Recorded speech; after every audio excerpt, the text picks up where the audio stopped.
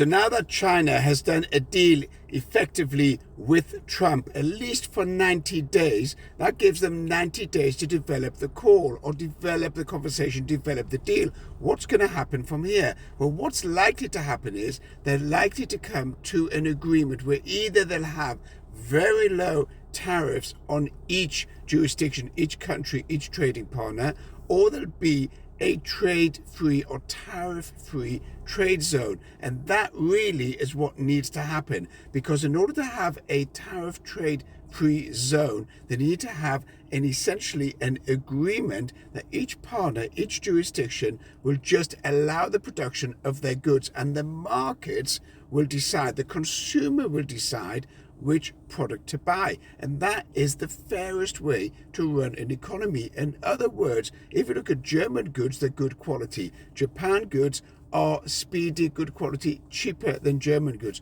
Chinese are poor quality, fast production, reduced legislation in exporting, but they are lower quality goods that don't last very, very long. However, the consumer then is given the power to decide. American goods are not top quality goods, at least when we're talking about non-defense products. So what you have essentially is a open market, fair market, where the consumer decides what they're going to buy based on price, based on value, based on quality.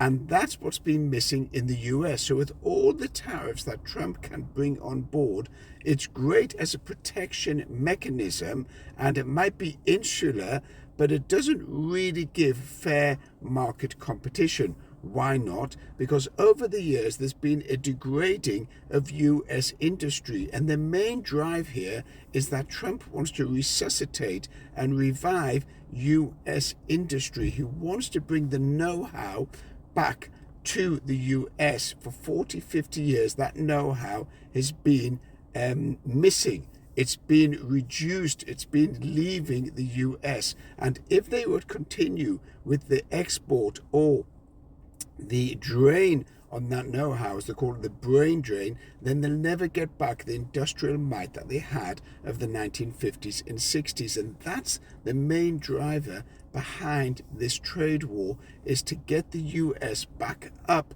to the industrial production of the 1950s, 60s, and make it competitive with China, with Japan, with Germany, and with any other production states. We are running a seminar in June on how to trade, learn to trade across the board markets. If you want to join, then DM the word seminar and we'll get you on board.